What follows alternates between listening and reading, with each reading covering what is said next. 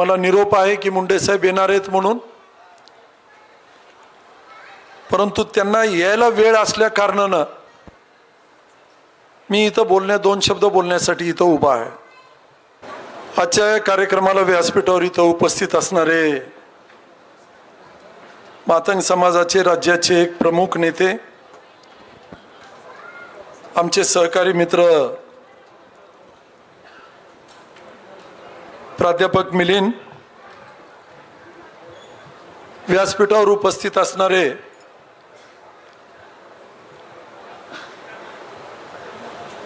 सर्व सन्माननीय अतिथीगण, पत्रकार बंधूंनो, बीड जिल्ह्याच्या कानाकोपऱ्यातनं आलेले इथं या कार्यक्रमाला दीपक थोरात यांच्या विनंतीला मान देऊन आपण बीड जिल्ह्याच्या कानाकोपऱ्यातनं आलेले युवक मित्र, माता भगिनी आणि पत्रकार बंधूंनो, थोड्याच वेळात मला निरोप आहे की मुंडे साहेब येणार आहेत म्हणून, परंतु त्यांना यायला वेळ असल्या कारणानं मी इथं दोन शब्द बोलण्यासाठी इथं उभा आहे। दैनिक महाराष्ट्र आरंभचे पत्रकार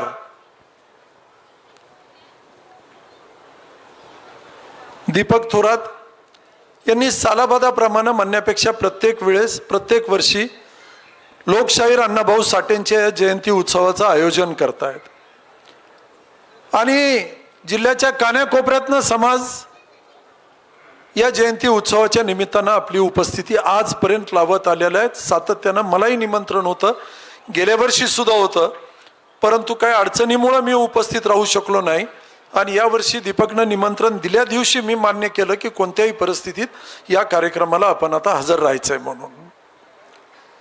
खेड्यापाड्यातनं ग्रामीण भागातनं अनेक ठिकाणी ही गोष्ट काही चुकीची नाही। दीपक बोलत असताना बोलले की अगदी रात्री 12-1 वाजता हा समाज हाक मारतो, वेगवेगळ्या अडचणीच्या निमित्तानं बोलतो, दिवसाच्या 24 घंट्यात कधीही काही अडचण असली तर दीपक समाजाच्या साठी तिथं कायम हजर असणारा एक जिल्ह्याच्या ठिकाणी माणूस म्हणलं तर ते दीपक थोरात आहे।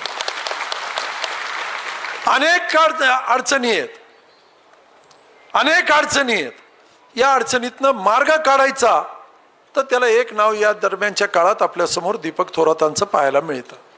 मला आनंद आणि समाधान आहे की या कार्यक्रमाच्या निमित्तानं, जयंती उत्सवाच्या निमित्तानं, इथं या निमित्तानं वर्षभरातल्या कार्यक्रमांचा आढावा घेत असताना, वर्षभरातला लेखाजोखा होत असताना या अडचणीतनं मार्गोत्क्रम करण्याचं काम दीपक थोरात आणि त्यांचे सर्व सहकारी हे प्रामाणिकपणे करत आलेले आहेत। खऱ्या अर्थानं या जयंती उत्सवाच्या निमित्तानं खऱ्या अर्थानं ते कौतुकास पात्र आहेत असं म्हणलं तरी तो अतिशयोक्तीचा भाग ठरणार नाही।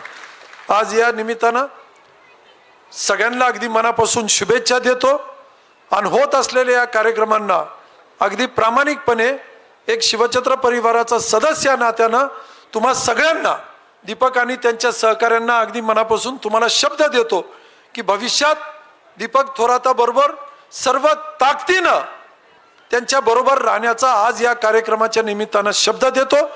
परत एकदा केलेला आदर आतिथ्य सत्कार कार्यक्रमाच्या संयोजकाचे सगळ्यांचे आभार मानून मी आपली रजा घेतो। जय हिंद, जय महाराष्ट्र।